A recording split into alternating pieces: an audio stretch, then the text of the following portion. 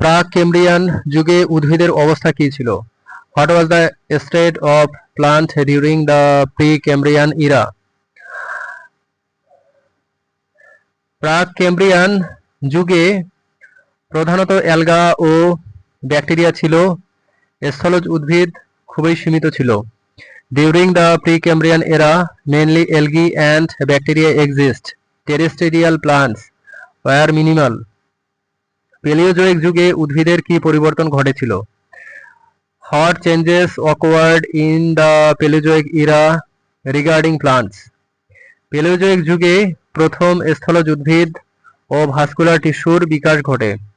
Gymnosperms ও অন্যান্য বীজবাহী উদ্ভিদ দেখা যায়। The Paleozoic era saw the emergence of the first land plants and vascular tissues. Gymnosperms and other seed plants appeared. Mesozoic যুগে উদ্ভিদের বৈশিষ্ট্য কী ছিল? What were the characteristics of plants during the Mesozoic era? Mesozoic যুগে gymnosperms প্রধান ছিল এবং প্রথম angiosperm উদ্ভিদের আবির্ভাব ঘটে। Gymnosperms were dominant during the Mesozoic era. The first angiosperm appeared. সিনোজোয়িক যুগে কি পরিবর্তন ঘটেছিল? What change occurred during the Cenozoic era? সিনোজোয়িক যুগে এনজিওস্পার্মস বিস্তার লাভ করে, ঘাস জাতীয় উদ্ভিদ প্রধান হয় এবং কৃষির সূচনা হয়। In the Cenozoic era, angiosperms diversified, grasses became dominant and agriculture began.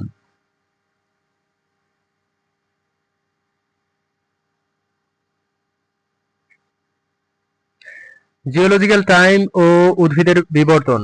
পৃথিবীর আয়ু প্রায় 5 বিলিয়ন বছর এবং জিওলজিক্যাল টাইম হলো পৃথিবীর ইতিহাসকে যুগ, কাল ও পর্বে বিভক্ত করার সিস্টেম।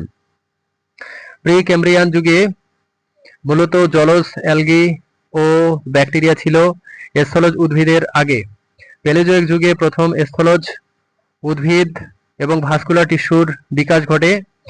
মেসোজোয়িক যুগে জিমনোস্পার্ম বিস্তৃত হয় এবং প্রথম এনজিওস্পার্মস আবির্ভূত হয়।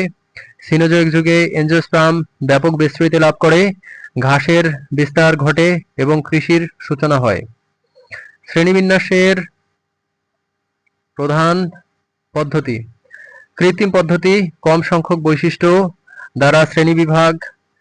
প্রাকৃতিক পদ্ধতি, উদ্ভিদের প্রকৃত বৈশিষ্ট্য ও সম্পর্ক অনুসারে শ্রেণীবিভাগ।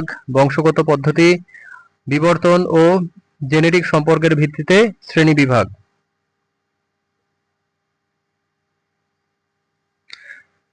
উদ্ভিদ রোগের কারণ: ছত্রাক, ব্যাকটেরিয়া, ভাইরাস, নেমাটোড ইত্যাদি। রোগ ছড়ানোর পথ: বাতাস, পানি, মাটি, বীজ, কীটপতঙ্গ। রোগ নির্ণয় পদ্ধতি: লক্ষণ পর্যবেক্ষণ, মাইক্রোস্কোপ, কালচার ও ল্যাব পরীক্ষা।